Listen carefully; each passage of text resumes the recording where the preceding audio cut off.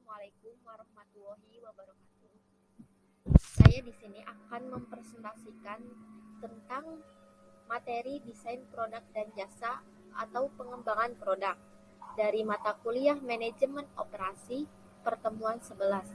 Sebelum saya menjelaskan tentang materi desain produk dan jasa, saya akan memperkenalkan diri terlebih dahulu. Nama saya Dinda Eka Maya dari kelas reguler B ruangan 432 Universitas Pamulang. Desain produk dan jasa. Yang pertama kita ketahui yaitu pengembangan produk. Pengembangan produk itu yang harus diketahui terlebih dahulu adalah produk baru. Menurut saya produk baru ialah produk asli, produk yang disempurnakan, produk yang dimodifikasi, dan merek-merek baru yang dikembangkan sendiri oleh bagian penelitian pengembangan produk. Pengembangan produk atau product development adalah proses pencarian gagasan untuk barang atau jasa baru dan mengkonversikannya ke dalam tambahan lini produk yang berhasil secara komersial. Dari definisi di atas, maka dapat ditarik kesimpulan bahwa yang dimaksud dengan pengembangan produk adalah merupakan suatu usaha yang direncanakan dan memberikan suatu gagasan baru untuk memperbaiki produk yang telah ada atau penambahan banyaknya ragam produk yang dihasilkan dan dipasarkan. Dengan adanya pengembangan produk, berarti perusahaan sudah memahami tentang kebutuhan dan keinginan pasar.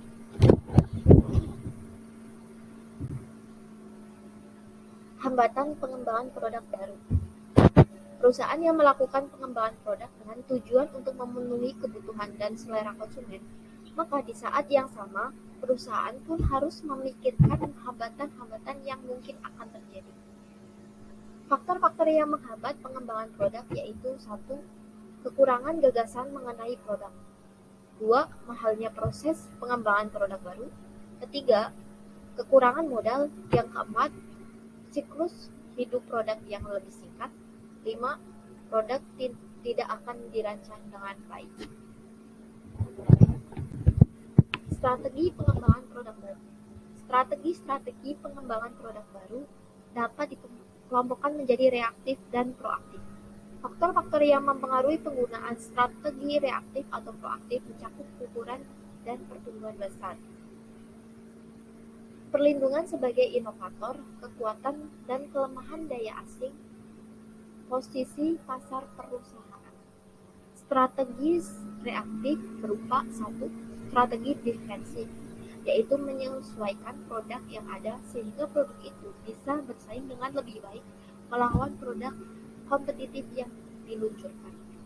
Yang kedua, strategi imitatif, yaitu mampu dengan cepat meniru produk baru. Yang ketiga, strategi yang kedua tapi lebih baik, yaitu mampu memperbaiki produk baru yang bersaing. Yang keempat, strategi responsif, yaitu bereaksi terhadap permintaan konsumen untuk produk baru atau produk yang sudah diperbaiki.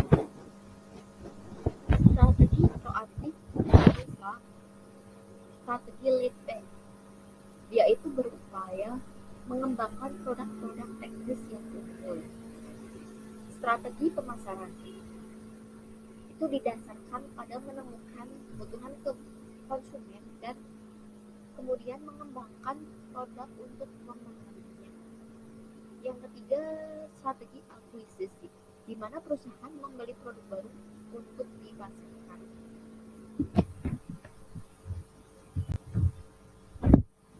Pentingnya pengembangan produk baru. Pengembangan sebuah produk mengharuskan perusahaan menetapkan manfaat-manfaat apa yang akan diberikan oleh produk itu. Menurut Stanton, pentingnya pengembangan produk baru itu sebagai berikut. Yang satu, hubungan dengan gaul hidup produk, yaitu ada dua hal yang berkaitan dengan konsep gaul hidup membantu menjelaskan mengapa inovasi produk sangat penting. Pertama, setiap produk yang ada dalam perusahaan akhirnya tidak terpakai lagi. Yang kedua, Keuntungan pada umumnya akan menurun karena usia produk semakin menua jika produk tidak diubah atau diganti, dan akhirnya perusahaan akan bangkrut. Yang kedua, produk menunjukkan laba. Pengembangan produk sangat penting untuk mempertahankan laba yang telah direncanakan. Yang ketiga, pengembangan produk sangat penting bagi perusahaan karena produk yang berorientasi pada pengembangan produk itu diharapkan dapat tumbuh dan berkembang. Tahapan pengembangan produk baru. Pengembangan produk baru itu mencakup semua kegiatan perencanaan dari produsen dan penyalur untuk menyesuaikan produknya dengan permintaan pasar dan menentukan susunan produk lininya. Adanya perencanaan produk baru ini akan mendorong perusahaan meningkatkan perolehan labanya atau paling tidak membuat laba menjadi stabil. Tahap-tahap dalam pengembangan produk baru terdiri dari satu, analisis kebutuhan pelanggan, yaitu kebutuhan konsumen merupakan titik pendahuluan untuk pengembangan produk, baik untuk pasar domestik ataupun global. Produk-produk baru yang merangsang perusahaan untuk mencapai sasaran unit bisnis dan korporasi. Yang kedua, pemunculan gagasan ide. Pengembangan produk baru berawal dari penciptaan ide. Di dalam penciptaan ide tidak hanya seadanya saja, tetapi harus didefinisikan dengan jelas tujuan dari produk yang ingin dikembangkannya. Dan harus jelas juga apakah akan memodifikasi produk lama, membuat terobosan baru, atau meniru pesaing, ide baru, atau bisa dicari berbagai sumber, misalnya dari konsumen, pesaing, ilmuwan, dan lain-lain. Yang ketiga, penyaringan ide dan evaluasi. Tujuan langkah ini adalah untuk menyaring ide-ide yang buruk agar nantinya ide yang akan dikembangkan bisa realistis dan memungkinkan bisa diwujudkan secara rasional. Yang keempat, analisis bisnis. Dalam hal ini, perusahaan memperkirakan biaya dan harga serta mengevaluasi manfaat suatu produk baru dengan analisis break-even agar nantinya perusahaan mengetahui berapa produk yang akan dijual agar impas dengan harga dan struktur biaya tertentu. Yang kelima, pengembangan strategi pemasaran. Tujuan pengembangan strategi pemasaran adalah penyempurnaan rencana lebih lanjut pada tahap-tahap berikutnya, yaitu strategi pemasaran untuk mengenalkan produk baru ke pasar. Yang keenam, pengembangan produk. Dalam hal ini, yang menarik akan dibuat konsep produk yang bisa diuji. Dari ide produk bisa dibuat beberapa konsep. Lalu ilmuwan menguji apakah sudah sesuai dengan apa yang menjadi keinginan konsumen. Apabila konsepnya sesuai dengan tujuan, maka bisa dilakukan fabrikasi, dan jika belum, maka tim pengembang membuat konsep baru dengan memperbaiki konsep ini. Yang ketujuh, pengujian produk dan pasar. Pada tahapan ini, pengujian produk merupakan kelanjutan dari tahapan pengembangan produk. Tahapan-tahapan pengujian diantaranya: satu, pengujian tentang konsep produk; dua, pengujian desain produk; ketiga, pengujian kesukaan konsumen terhadap produk; yang keempat, pengujian laboratorium terhadap produk; dan yang kelima, pengujian operasi pabrik dan tes penggunaan produk. Setelah manajemen perusahaan merasa puas dengan produknya, maka untuk lebih lanjut adalah pengujian pada tujuannya, yaitu mengetahui reaksi konsumen. Yang kedelapan, komersialisasi.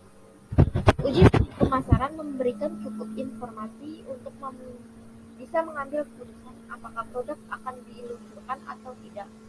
Adapun keputusan sebelum memasarkan diantaranya kapan produk akan diluncurkan, target pasar mana yang akan menjadi target, di mana awal produk akan dijual, biaya yang dibutuhkan untuk pemasaran produk.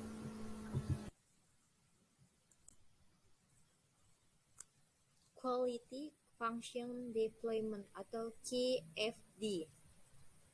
Quality Function Deployment atau QFD merupakan pendekatan sistematik yang menentukan tuntutan atau permintaan konsumen, kemudian menerjemahkan tuntutan tersebut secara akurat ke dalam teknis, manufacturing, dan perencanaan produksi yang tepat. QFD adalah konsep pendekatan struktur dalam mendefinisikan apa yang menjadi kebutuhan-kebutuhan keinginan dan ekspektasi konsumen dan menerjemahkannya ke dalam perencanaan yang spesifik untuk proses produksi atau manufaktur.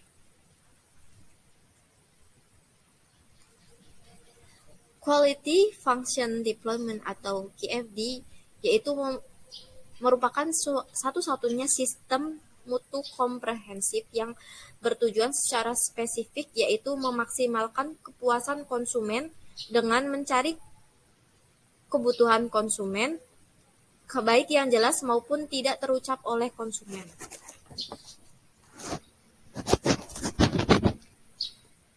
QFD adalah metode yang digunakan dalam mendukung dan melaksanakan filosofi TQM atau Total Quality Management.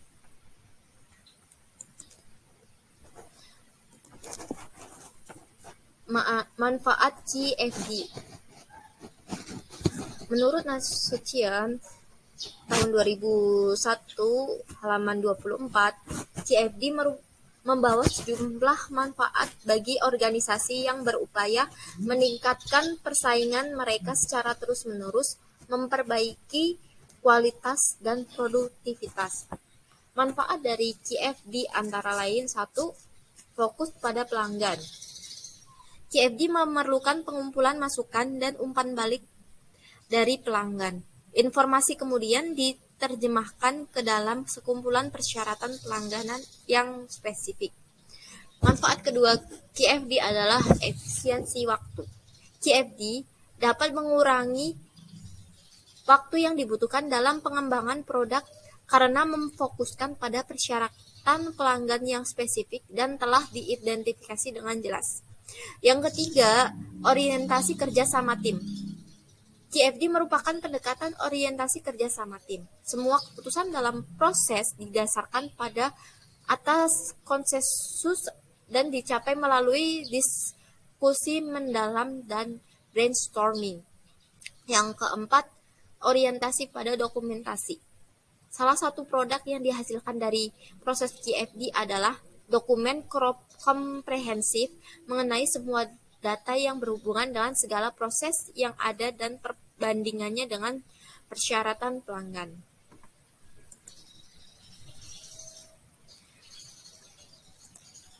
Kelemahan QFD. Kelemahan QFD antara lain: 1. Memerlukan keahlian spesifik. Yang kedua, kesulitan dalam pengisian matriks. Yang ketiga, hanya merupakan alat, tidak ada kejelasan kerangka pemecahan masalah. Yang keempat, bersifat proyek tanpa kelanjutan. Yang selanjutnya, metodologi QFD. Itu dibagi menjadi beberapa tahap perencanaan dan pengembangan melalui matriks, yaitu 1. Matriks perencanaan produk atau House of Quality. Itu lebih dikenal dengan rumah pertama yang menjelaskan tentang customer needs. Yang kedua, matriks perencanaan part atau part deployment. Lebih dikenal dengan rumah kedua adalah metrik yang mengidentifikasi faktor-faktor teknis yang kritikal terhadap pengembangan produk. Yang ketiga, matriks perencanaan proses atau proses planning. Lebih dikenal dengan rumah ketiga yang merupakan metrik untuk mengidentifikasi pengembangan proses pembuatan suatu perencanaan pengembangan, mengetahui proses perencanaan metrik HOQ. HOQ atau House of Quality, yaitu merupakan rumah pertama yang dari pengembangan QHD.